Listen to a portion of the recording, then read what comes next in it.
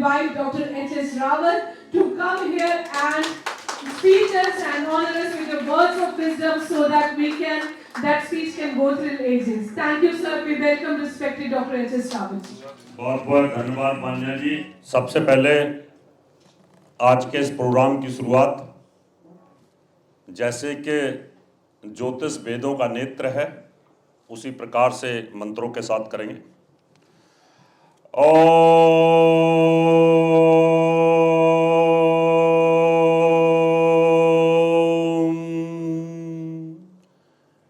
गणाधिपम नमस्कृतो पितामहं विष्णुं रुद्रं श्रियं देवीं वंदे भक्ता सरस्वतीं स्थानाधिपम नमस्कृतो ग्रहनाथं निशाकरं धरणीधरगुप्तं शशिपुत्रं बृहस्पतिं दैत्याचारं नमस्कृतः सूर्यपुत्रं महाग्रहं राहु केतुं नमस्कृतः।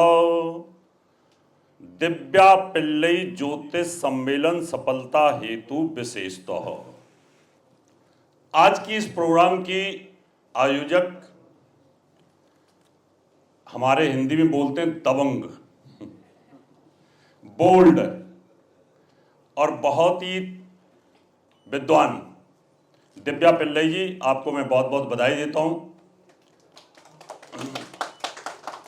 देश हो चाहे विदेश हो, हर जगह हर सम्मेलन सफल किया है।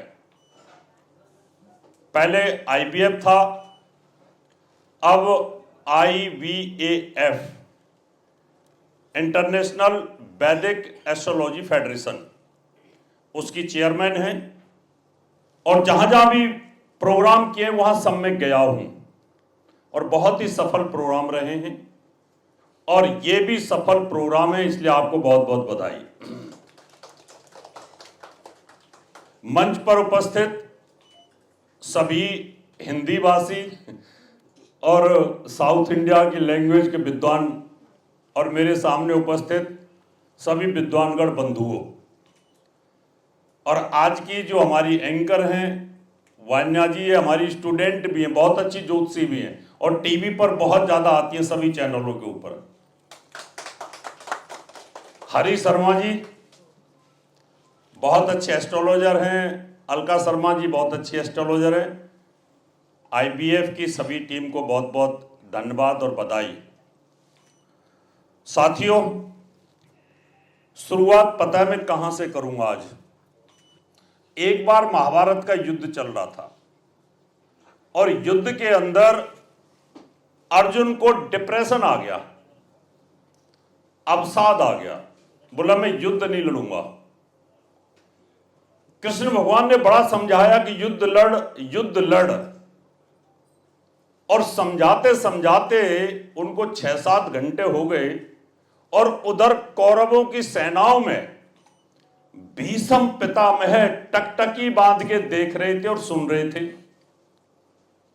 तो दुर्योधन बोले कि पितामह कि इंतजार किस बात का है, ये दोनों आपस में बात कर रहे हैं, आप युद्ध के शंखनाद करिए।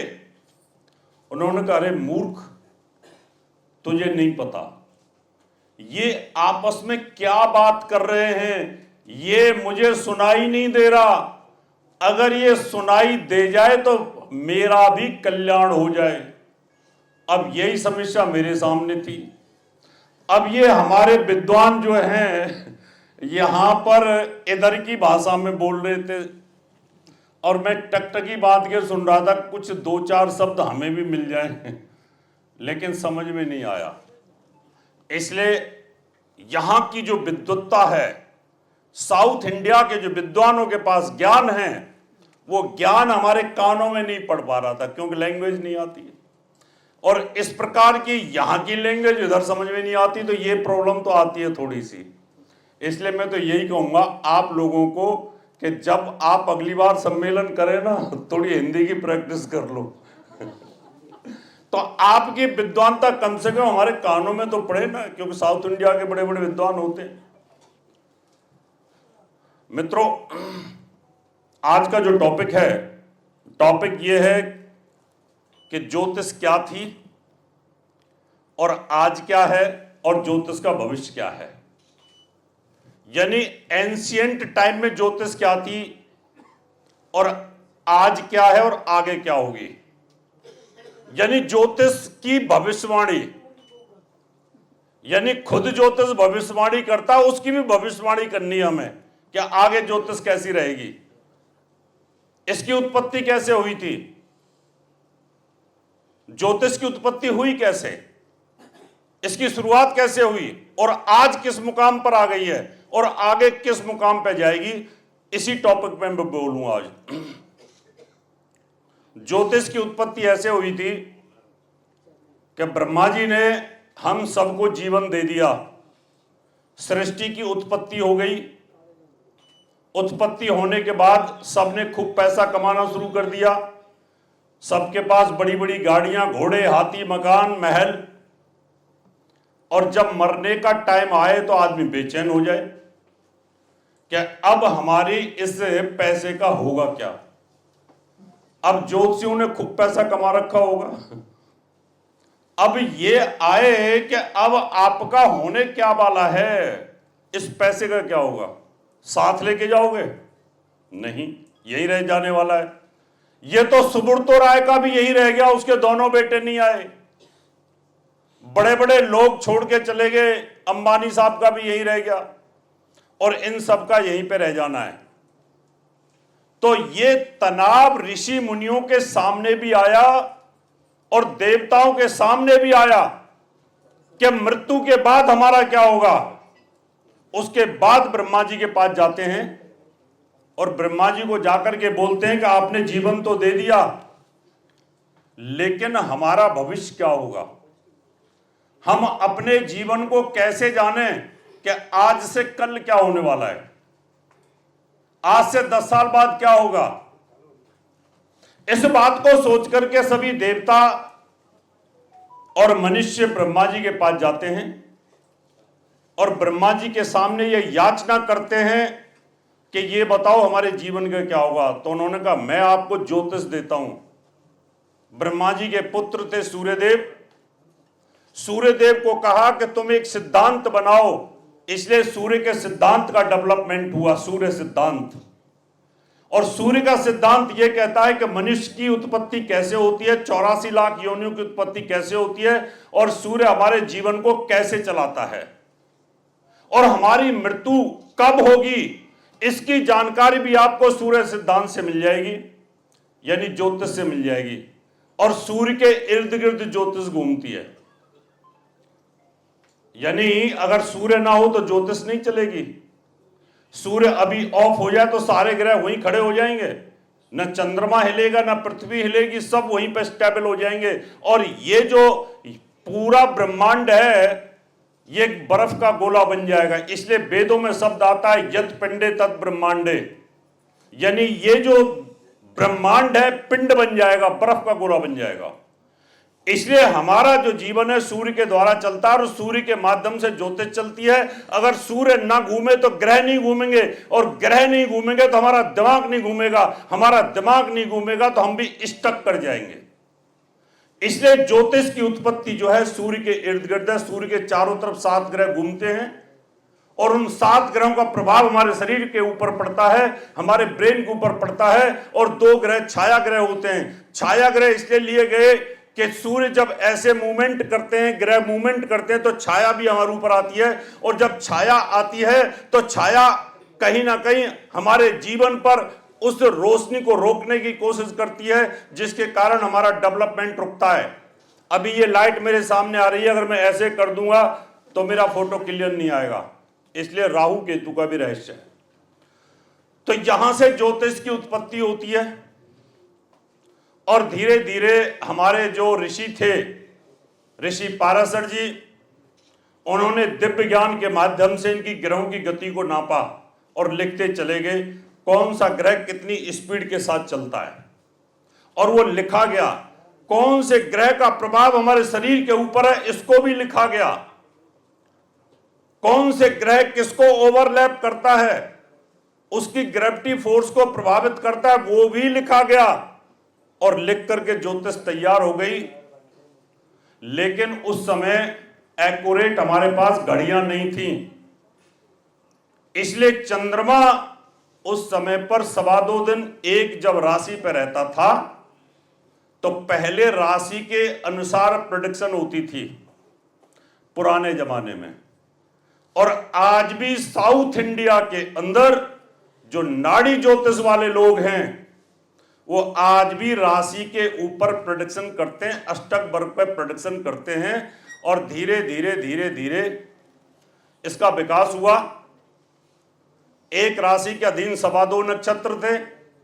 2.25 नक्षत्रों पर चंद्रमा का क्या प्रभाव था उसकी कैलकुलेशन रिफाइन की गई। यहां से यहां तक एक राशि है 30 अंश की, यहां 13 डिग्री 20 कला का एक नक्षत्र है, 13 डिग्री 20 कला का एक नक्षत्र है और 3 डिग्री 20 कला एक, यानी पूरे यहां से यहां तक ग्रह चलता है। चंद्रमा यहां पे था, 3 डिग्री 20 कला पे चंद्रमा था तो क्या प्रभाव था, 6:40 पे था तो क्या प्रभाव था।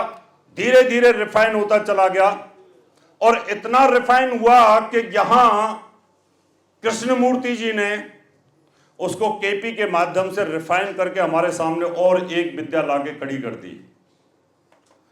धीरे धीरे और डेवलपमेंट होता जा रहा है। फिर कंप्यूटर आ गया, क्योंकि कैलकुलेशन जो है करने में बड़ा टाइम लगता था। पुराने जमाने में जब हम कैलकुलेशन करते थे तो एक सप्ताह 7 दिन कम से कम एक कुंडली को सप्तवर्गीय बनाने में, सप्तवर्गीय यानी जिसमें होरा, नवांश, दृष्कांड, द्वादशांश, त्रिशांश, सप्तमांश बनाने में ही पूरा एक सप्ताह लगता था और एक रजिस्टर भर जाता था कैलकुलेशन करते करते। कंप्यूटर क्रांति आई, अभी बहुत जल्दी जल्दी कंप्यूटर में बनने लगा। फिर अब ऐप आ गई, मोबाइल आ गया, अभी और रिफाइन हो गया। अब तो फटाफट मोबाइल के अंदर खोलो और चेक कर लो कि ये ग्रह यहां पर बैठे हैं। आने वाले समय पे आर्टिफिशियल इंटेलिजेंस और आएगी। ग्रहों में कोई परिवर्तन नहीं होने वाला, टेक्नोलॉजी में परिवर्तन होगा। पहले 10वें भाव के अंदर ग्रह कुछ और बैठे थे तो बोलते थे कि ये घोड़ों का मालिक होगा। अब कोई बोलेगा घोड़ों का मालिक होगा, अब तो यही बोलेंगे मर्सिडीज होगी। चेंज हुआ। पहले बोलते थे कि सुनार का काम करेगा, लोहार का काम करेगा, व्यापारी होगा। अभी मान लो बोला जाए कि लोहार का काम करेगा तो लोहार में कौन सा काम करेगा, मैकेनिकल इंजीनियर करेगा, मैकेनिकल में कौन सी ब्रांच करेगा। बहुत सारी ब्रांचें हो गई। पहले के वैद बनेगा, डॉक्टर बनेगा। पहले डॉक्टर नहीं थे, वैद थे। पहले एक ही वैद होता था, अब वैद प्यूरिफाई हुआ। ज्योतिष के अंदर मेडिकल एस्ट्रोलॉजी अलग से सब्जेक्ट बना दिया हम लोगों ने। मेडिकल एस्ट्रोलॉजी के अंदर भी हमने 400 से 500 बीमारियों की किताब लिख दी, पूरी की पूरी, कि अगर ये ग्रह का कॉम्बिनेशन है तो ये बीमारी होगी, ये ग्रह का कॉम्बिनेशन है तो ये बीमारियां होंगी। अभी हमने कहा ये आंखों का स्पेशलिस्ट बनेगा, हमने कहा अब ये न्यूरो का स्पेशलिस्ट बनेगा, ये हार्ट का स्पेशलिस्ट बनेगा। अभी और ज्योतिष का डेवलपमेंट हुआ। पहले खाली व्यापार होता था, अब व्यापार के अंदर कितनी चीजें हो गई। अगर हम पुरानी ज्योतिष को लेके चलें, एक ही श्लोक है व्यापार का, अगर उसी श्लोक पे बोले तो व्यापार करेगा, तुरंत दूसरे का क्वेश्चन आता कौन सा व्यापार करेगा, क्या व्यापार करेगा। फैक्ट्री लगाएगा, दुकान खोलेगा, विदेशों से व्यापार करेगा, एक्सपोर्ट इंपोर्ट करेगा, या अपना खुद का मैन्युफैक्चरिंग करेगा। मैन्युफैक्चरिंग भी आपने बोल दिया मैन्युफैक्चरिंग करेगा तो क्या बोलेंगे, ईंट भट्टे का काम करेगा, इंडस्ट्री लगाएगा, स्पेयर पार्ट्स बनाएगा या कंपनी बनाएगा। कंपनी के अंदर आप स्कूटर की कंपनी है, बाइक की कंपनी है या कार की कंपनी बनाएगा। आप कितने व्यापार बताओगे। इसका मतलब धीरे धीरे जैसे मनुष्य का विकास होता गया वैसे वैसे मनुष्य उन चीजों को जोड़ता चला गया। अभी हमने कहा कि ये कंप्यूटर एजुकेशन लेगा। अब कंप्यूटर एजुकेशन के अंदर तुरंत जवाब आता, कौन सी लेगा, हार्डवेयर सॉफ्टवेयर। अब आप क्या बोलोगे उसमें, हार्डवेयर बताऊं सॉफ्टवेयर बताऊं? हमने बोला ये सॉफ्टवेयर लेगा। अच्छा, सॉफ्टवेयर में कौन सा लेना चाहिए? कौन सा सॉफ्टवेयर? किताबों वाला, लिखना पढ़ने वाला, हिसाब किताब का, कौन सा सॉफ्टवेयर? अब उस सॉफ्टवेयर के हमने कहा कैलकुलेशन वाला, ज्योतिष का सॉफ्टवेयर। यानी अब आपकी इंटेलिजेंसी, ध्यान से सुनना, अब ज्योतिष की इंटेलिजेंसी के ऊपर डिपेंड करता है कि ज्योतिषी कितना अपने दिमाग को साधना के माध्यम से प्यूरिफाई करता है। अपनी हार्ड डिस्क को आप कितना प्यूरिफाई करते हो और कितना बड़ा करते हो, यह आपकी साधना के ऊपर टिकेगा। व्यक्ति के क्वेश्चन समाप्त नहीं हो सकते। जब इन सब चीजों से तसल्ली नहीं हुई तो फिर हॉररी एस्ट्रोलॉजी आ गई। यार ये तो प्रश्न ही खत्म नहीं होते। हमने कहा सप्तम भाव शादी का है, ये बच्चा शादी करेगा, शादी कैसी रहेगी? हमने कहा अच्छी रहेगी। पत्नी कैसी मिलेगी? हमने कहा अच्छी मिलेगी। कौन सी दिशा से मिलेगी? उस दिशा से मिलेगी। गोरी होगी कि सांवली होगी? तो गोरी होगी। लंबी होगी कि नाटी होगी? हमने कहा लंबी होगी। चरित्र कैसा होगा? हमने कहा भाई देखो, चरित्र थोड़ा डाउटफुल हो सकता है। बोला कितना होगा डाउटफुल? मतलब एक दो बॉयफ्रेंड होंगे कि ज्यादा होंगे? हमने कहा हो सकता है एक दो ही हो। कहता वो जो होंगे ना बॉयफ्रेंड, वो लंबे होंगे छोटे होंगे? वो क्या पढ़ा लिखा होगा? अब वो कौन सी दिशा से होगा, है ना? बॉयफ्रेंड नजदीक का होगा कि दूर का होगा? अब आदमी तो यहां फंस जाएगा। इसलिए यहां पर प्रश्न ज्योतिष आ गई। क्या आ गई? प्रश्न ज्योतिष की उत्पत्ति हो गई कि भाई प्रश्न ज्योतिष अलग ही एक सब्जेक्ट बना दो, और सब्जेक्ट बना करके उस प्रश्न ज्योतिष के अंदर डाल दिया। अब कुछ भी पूछो। एक आदमी आया, मेरी पत्नी को बच्चा नहीं हो रहा। हमने कहा हो जाएगा। कब तक होगा? आपने कहा हो जाएगा, अभी कंसीव करने का टाइम आ रहा है। अच्छा, मेरा ही होगा ना? हाँ भैया, मगर देख ये मामला डाउटफुल है। आईवीएफ से होगा, किसी और का हो सकता है। अच्छा, किसी और का हुआ तो ये बताओ कि बड़ा होकर के वो बच्चा कहीं मेरे पे हमला तो नहीं कर देगा? अगर उस बच्चे को ये पता चल जाए कि मैं इसका नहीं हूं, किसी और का हूं, तो मुझे मार तो नहीं देगा? मेरी प्रॉपर्टी को तो नहीं हड़पेगा? क्वेश्चनों का कोई एंड नहीं, और बताना ज्योतिषी को ही पड़ेगा। बताना तो आप ही को पड़ेगा। इसलिए प्रश्न ज्योतिष में आप जाओ और बताते चले जाओ कि हां आपका पंचम भाव, इस पर दूषित ग्रहों का प्रभाव है, बच्चा आपका नहीं होगा। जिससे आप लव मैरिज कर रहे हैं वो स्त्री दूसरा बच्चा किसी और का लेकर के गर्भ में आने वाली है, और वो उस बच्चा ऐसा करेगा, आगे चल के तेरे साथ बनेगी नहीं। या तो तेरे को छोड़ देगा, या तेरे को मारेगा, तेरे को मारपीट करेगा, तेरी प्रॉपर्टी को हड़प कर लेगा। ये सब तो आपको लिखना ही पड़ता है।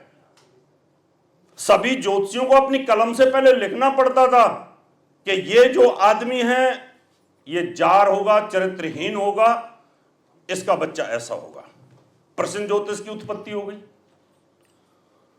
अब प्रश्न ज्योतिष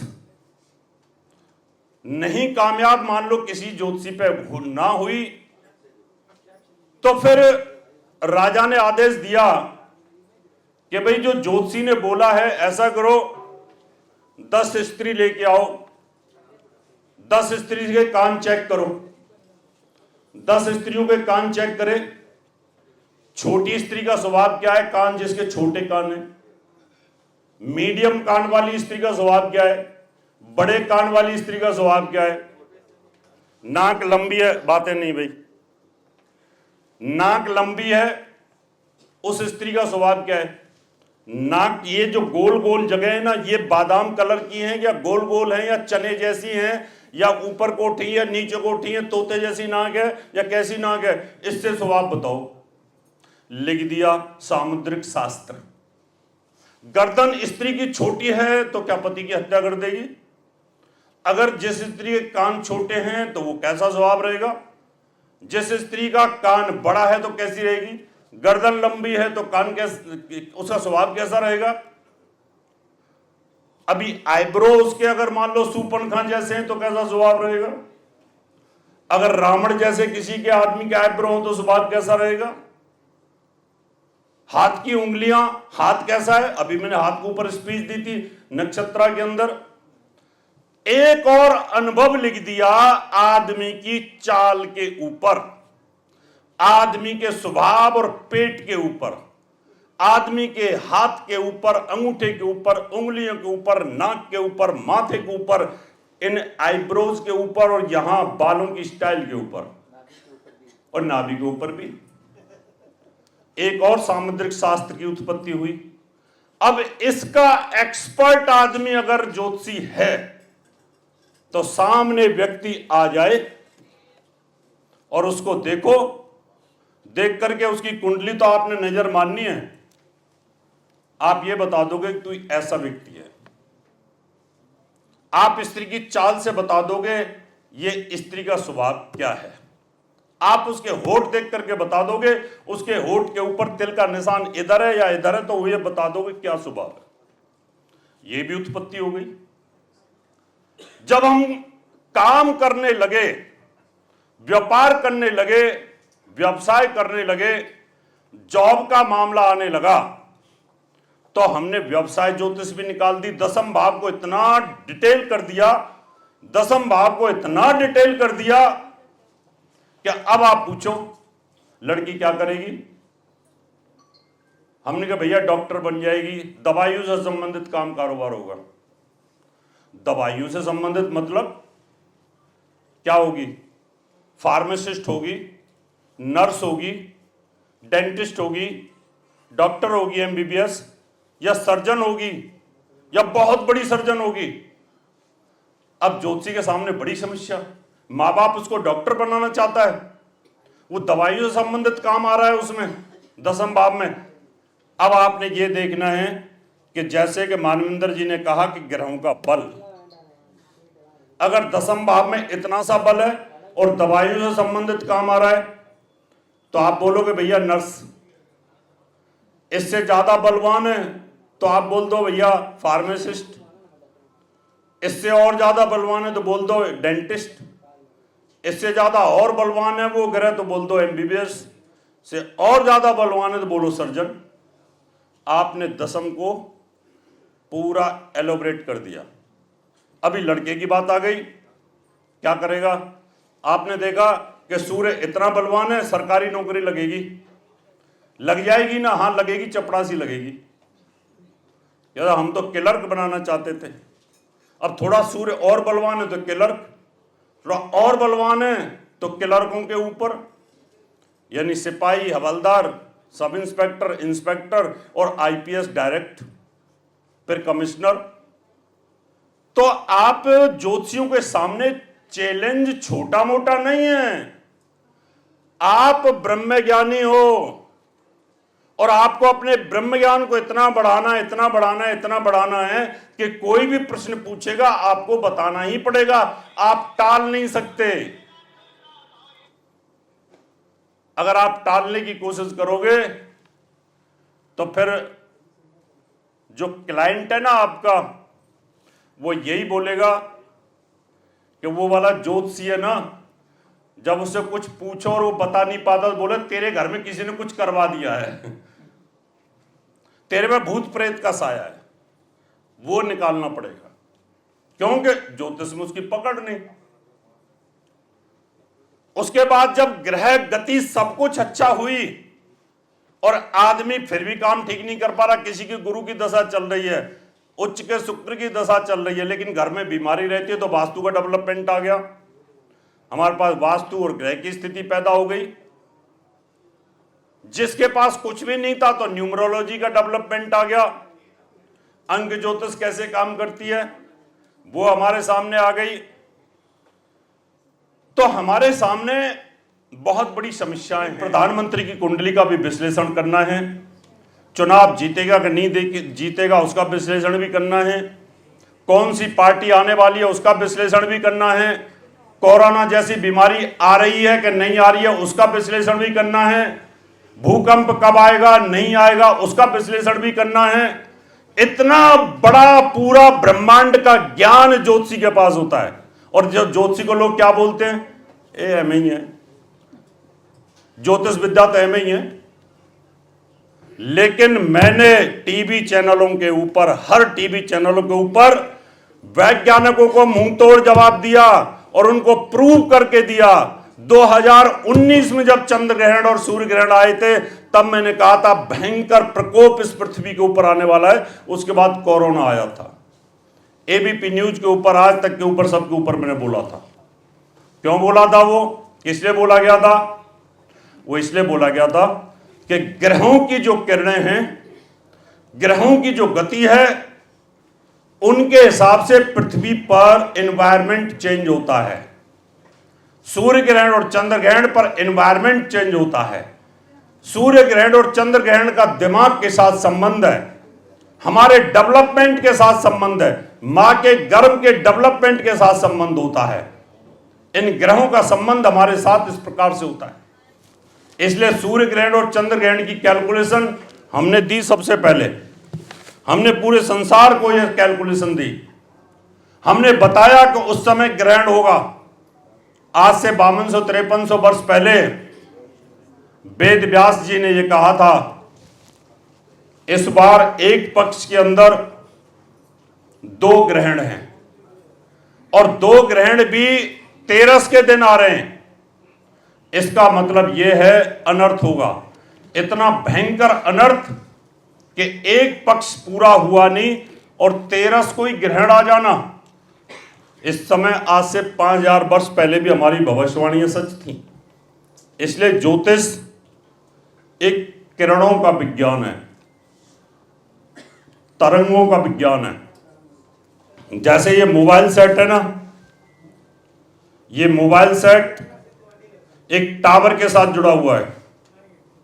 टावर सैटेलाइट के साथ जुड़ी हुई है। अगर सैटेलाइट पर कोई कमी आ जाए तो टावर पे कमी आएगी, और टावर पे कमी आएगी तो ये काम नहीं करता।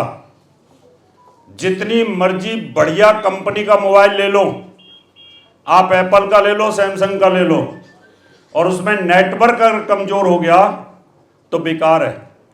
आप जितने मर्जी विद्वान आदमी हैं, आपका ऊपर से सिग्नल खराब हो गया तो आपकी बुद्धि को भ्रष्ट होने में समय नहीं लगेगा, आप जितने मर्जी विद्वान आदमी हो। ग्रह की गति तो यहां शंकराचार्य जी के ऊपर भी खराब हुई थी, जयललिता ने उनको अरेस्ट कर लिया था। ग्रह की गति तो पहले बहुत सारे हमारे शंकराचार्यों पर भी हुई, बड़े बड़े साधु संतों पर भी आती है, भगवान राम पर भी आई, भगवान कृष्ण पर भी आई, पांडवों पर भी आई। पांडव चाहते तो इस पृथ्वी को आग लगा सकते थे, एक बाण में इतनी शक्ति थी, लेकिन वो ग्रहों के अधीन थे। इसलिए कहा है ग्रहाधीनम जगत सर्वम, ग्रहाधीनम नरावरा काल ज्ञानम, ग्रहाधीनम ग्रह कर्म फल प्रदा। हम ग्रहों के अधीन हैं और ग्रहों की किरणों से हमारा दिमाग चलता है, यहां पर दिमाग चलता है। जैसे ग्रहों की गति घूमेगी हमारा दिमाग घूम जाएगा। ग्रहों की गति घूमी, राजा परीक्षित का दिमाग घूम गया और कलयुग की शुरुआत हो गई। इसलिए मेरे प्यारे भाइयों, दोस्तों और मित्रों, ज्योतिष बंधुओं, आप लोगों को इस ज्योतिष में ये बातें नहीं, जरा ज्योतिष के अंदर आपको इतना अभ्यास करना पड़ेगा। साउथ इंडिया के लोगों को जितना अभ्यास है उसको ट्रांसलेट करो, नॉर्थ में दो। नॉर्थ ने जितनी रिसर्च की है इधर भेजो। यानी हिंदुस्तान तो विश्व गुरु था ज्ञान के मामले में, और है और आगे भी रहने वाला है। हमारे पास इतना ज्ञान का भंडार है कि किसी धर्म के पास ज्ञान का भंडार नहीं है। हमारे पास इतना ज्ञान है कि एक शंकराचार्य चारों वेदों को नहीं कर सकता। इसलिए आदि शंकराचार्य जो हमारे साउथ इंडिया के थे, उन्होंने 4 वेदों की 4 पीठें बना दी कि तुम ऋग्वेद के, तुम यजुर्वेद के, तुम सामवेद के, तुम अथर्ववेद के, तुम अध्ययन करो और शोध करो। एक ज्योतिष, और ज्योतिष के अंदर भी वैदिक ज्योतिष, उसी पे आदमी पूरा नहीं कर पाता अपने आप को। हस्तरेखा का मास्टर ही नहीं हो पाता। इसलिए हमारे यहां इतना ज्ञान भरा पड़ा है, हमारे यहां प्राकृतिक ज्ञान भरा पड़ा है, हमारे यहां नेचर का पूरा ज्ञान भरा पड़ा है, हमारे यहां समाधि योग का ज्ञान है, हमारे यहां भक्ति योग का ज्ञान है, हमारे यहां ज्ञान योग का ज्ञान है। कितने लोग ऐसे होते हैं जो नाचते गाते भगवान को देख लेते हैं, और हमारे जैसे ज्योतिषी भी होते हैं कि जो आदमी के बारे में सब कुछ जानकारी देते हैं। तो मित्रों, ज्योतिष की उत्पत्ति जो हुई वो प्रकृति के साथ हुई। जिस दिन ब्रह्मा जी ने सृष्टि की उत्पत्ति की थी, जिस दिन ग्रहों की उत्पत्ति हुई, उसी दिन मनुष्य की उत्पत्ति हुई और उसी दिन ज्योतिष की उत्पत्ति हुई। क्योंकि हमारा स्वभाव ग्रहों के अनुरूप चलता है।